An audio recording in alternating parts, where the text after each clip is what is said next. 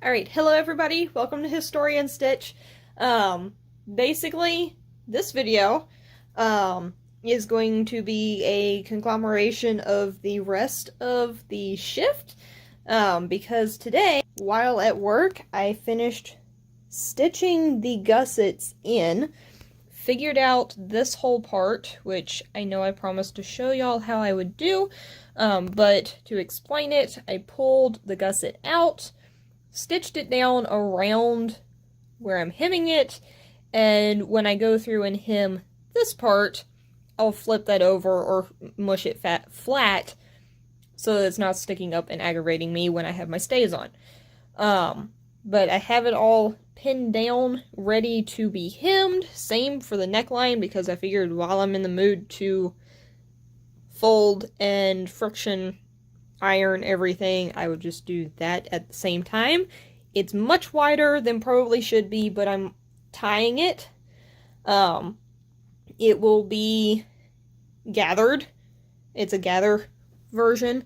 So once I remember which side is the front, I will be putting eyelets in, and then when it's completed, I will run a bit of tape through that, whether I make it or something else.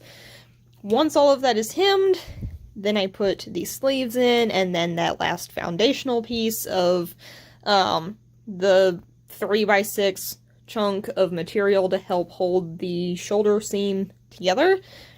And then the great chaos of stays will be happening. I had started out trying to make some. This is that project of always do some research first. So I have a general idea of the shape that I want. These were not long enough. Where the skirting or the tabs are, I cut at my waist, which is what everybody keeps telling me should happen, and then I look at pictures and paintings and go through Foundations Revealed and go, that should start at the top of your hip, not at your waist. Elsewise, that's extremely uncomfortable. So, fixing all of that to my measurements, I'm finagling with a pattern eventually. I'll probably record that later. But I have this pretty blue linen that I'm using for it. I have scrap pieces of the shift that I'm going to be lining it with. And for my binding, I have leather. I'm excited. This stuff is super soft. But of course, along with that version of binding, I'm going to make some tape for the seams to make them a little bit stronger. So I have a gray that I honestly thought was blue when I bought it, but I have gray wool as well as a brown wool, and I have a tape loom. I have a lap loom now, so when I get to making this stuff, you all will be seeing how that's done.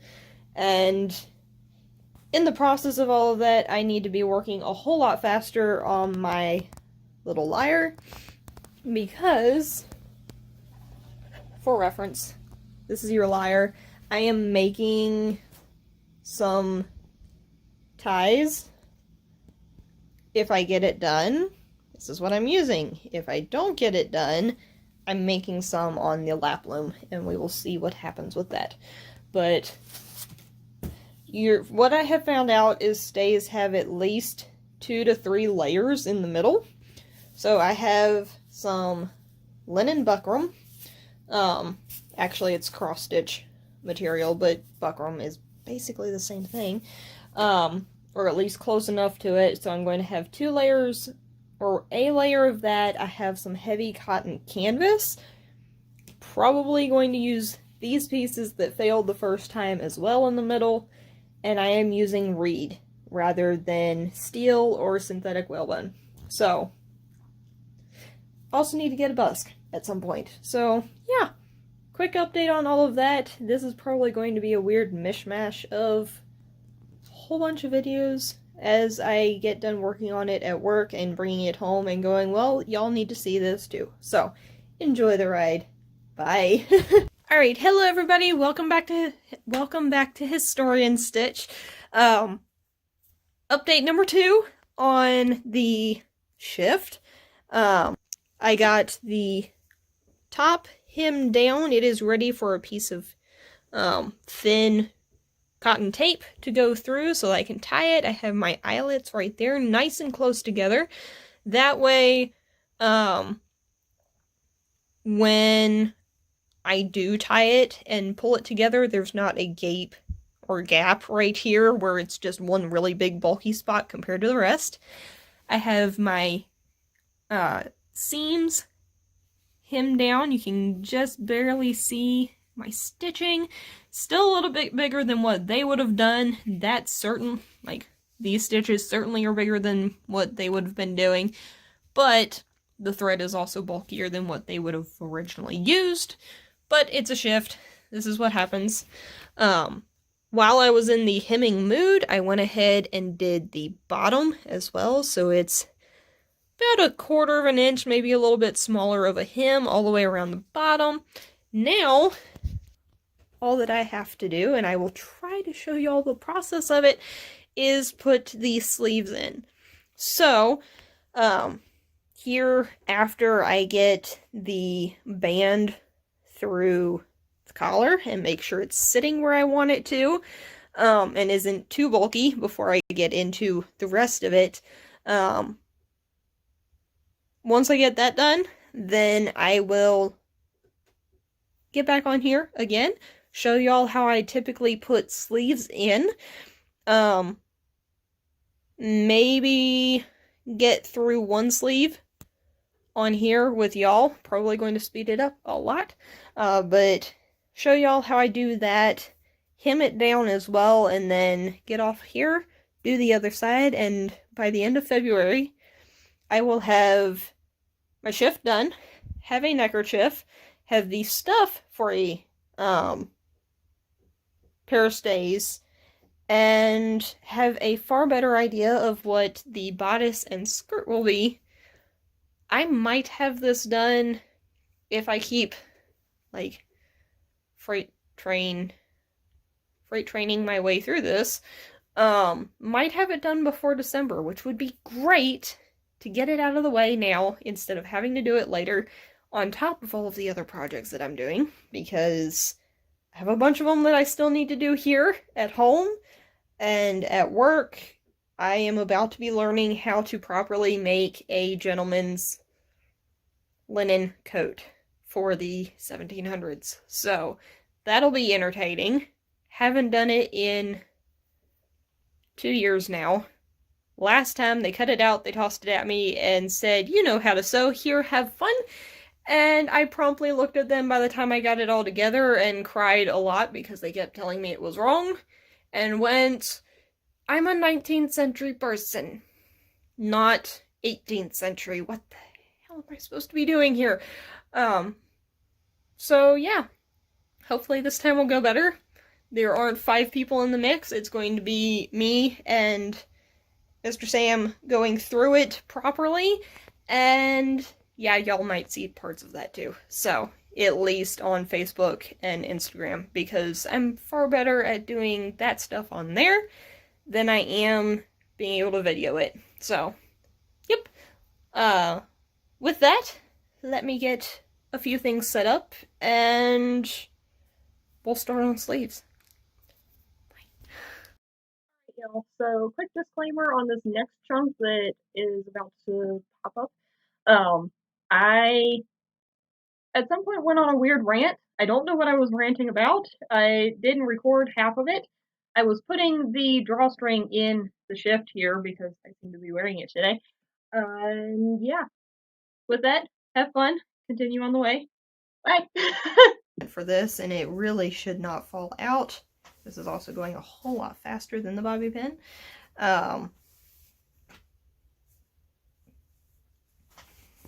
You just run it through.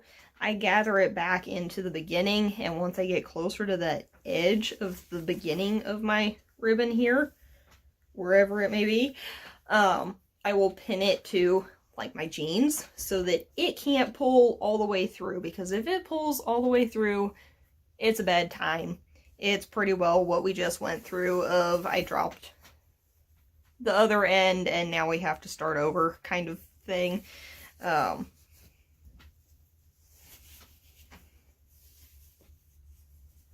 This is also how you test your stitching, because I did not straight stitch the top here. I whip stitched it. I tend to whip stitch it rather than deal with anything else. For some reason I find it easier, and it hides a whole lot better when you hem it down rather than straight stitching. I realize it's a shift. No one's ever really going to see it, except I have a tendency of hiking in my historical garments, so I will wear just a shift under or my chemise. Hiked a mountain in my chemise under a bibbed skirt. That was entertaining. Got some interesting looks from some hikers we met along the way, because Dad and I went. They didn't judge. They knew I was comfortable in what I was wearing, at least. But yeah, this is going to be something that people see, and frankly, I don't care if there's a lot of gathers in the top, because it adds to a bit of decoration I don't have to put in. But yeah, just pulling it through, keep on going. Once I have this done, I am going to try it on before I put the sleeves in. I already said that before, I realized, but once I have it where I want it, then we are getting into the putting the sleeves in. Oop, here's the end. At some point I got to the backside of the material.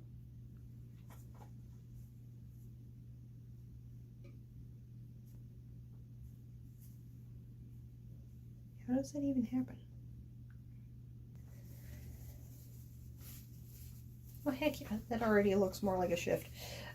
It's amazing what just putting that in will do. But let me go try this on, and then I will show you how I pin in the sleeves. Probably won't be showing you the first sleeve of how I put it in, like sew it in. I might try that with the second one though, depending on how much coat sewing I do at work tomorrow. So yeah, let me go try this on and I'll be right back. Alright, so it fits like a dream. I love it already. I have it gathered or pulled up where I need it to be, where I want it to be. Already have it tied in that nice bow, and rather than stitch the ends, I just tie them in knots. It doesn't come undone. I leave it be. It's nothing else has ever fallen apart by doing that, at least not for me. But that being said, I am now going to turn it inside out again. That way we can put the sleeves in, or at least one sleeve in right now. Your sleeves also need, well, no. Sleeves need to be right side out. The shirt or shift or whatever you're working on needs to be inside out. And you were putting the sleeve in from the inside of that shirt, shift, whatever it be. So, have it inside out. Hold that open. With this one, because it's linen, it still has the crease where the top of my shoulder sits. I'm going to take the top of this one directly across from that gusset point, and I tuck it directly into that crease. Usually all of the shirts I ever work on also have that crease. That is the center of your top. That's the center of the upper part of your sleeve. The gusset is going to go down in the point at the bottom. From there, it's like from the edges of the gusset, I will go up 2-3 inches, about right here, and pin it straight. So rather than pinning the tucks that I'm likely going to have in this in, I just do a straight pinning through that part and continue from there. So at the gusset point down here, pin that in. And when I say pin straight, I mean you are pulling the fabric tight together. There is no bubbling or rippling. I think I'm just going to do about a 2-inch chunk here, maybe 1.5, 2-inch, that is straight into the arm. I pin directly to where I want that straight section to be, and then I'll go back and fill in the gap.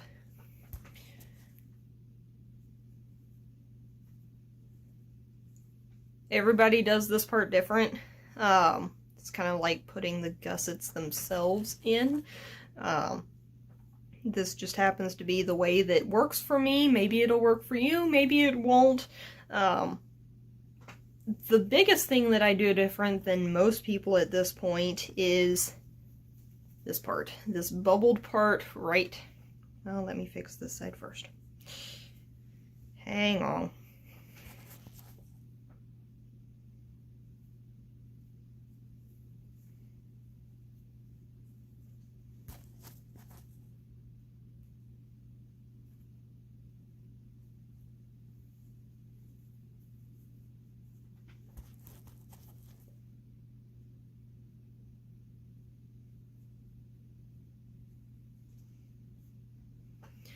Alright, the part that I do very different than most people is these parts right here. That bubble that goes directly to that point at the top of the shoulder, you leave that pin there.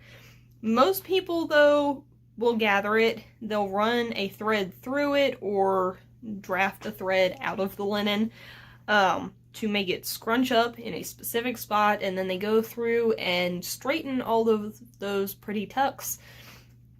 And I've done that. I did it on the skirt that I put into the Foundations Revealed competition last year. That took pretty well 8 hours to do for a skirt that, if I had done this way, would have taken all of like 10 minutes, maybe 15, 20. My biggest problem with that skirt was I did the proper 2 threads for that skirt to have those gathers be nice and strong and about 1 inch deep. That way when I put them to the bodice, they didn't fall apart. In this case, and what I have done ever since that skirt, this is the bodice, this is your sleeve. I put my fingers in both sides until it's even, fold it flat, pin in the middle. So let me put my pin here. Go to the next chunk down, there's still a bubble. Pull it flat so it's even around both fingers. Lay that flat, pin in the middle.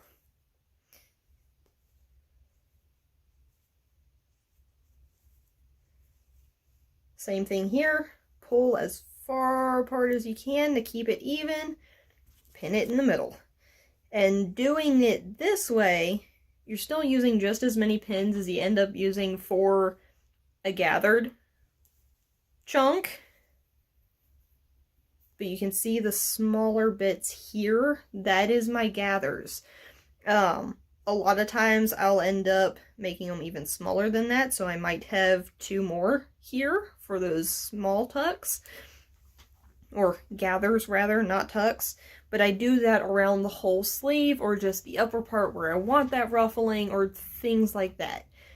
Makes it a whole lot faster, for me at least, because I'm already pinning it directly to the garment. I'm taking out the middleman. And at least to me, it just generally looks better. Because you already have them even, which is my biggest thing. I hate seeing... I can never get my stitches completely even, so when I gather something up, they all, it's like one might be taller than the other, and it bothers me. So doing it this way, I know they're even, I can see what they're going to look like before I even stitch it down. just generally makes life easier. So this is one option rather than stitching, pulling it tight, gathering it that way, straightening out the tucks, then pinning it, then sewing it. But I'm going to go through, pin the rest of it, show y'all what I have, and then that might be it for this video. Good morning, everybody. This is the final chunk to the shift making videos. I realized that I did not actually show y'all how I was making the shift, like the actual sewing part, but I don't have the equipment to do that yet, so you've been seeing it in finished chunks and how I pinned it together at least. So, wearing it now, it is the most comfortable thing I think I've ever worn, at least thus far. I used to think my chemises were this comfortable. No, this is definitely more comfortable at the moment. But I got the sleeves put in. You can see the gathering that I did in the shoulders, like we had talked about. They're pretty small. The gathering in the neckline, it is the perfect length. It comes down just below my knee, which is exactly where I wanted it to sit. One thing that I have noticed, because while putting the sleeves in yesterday, I rewatched the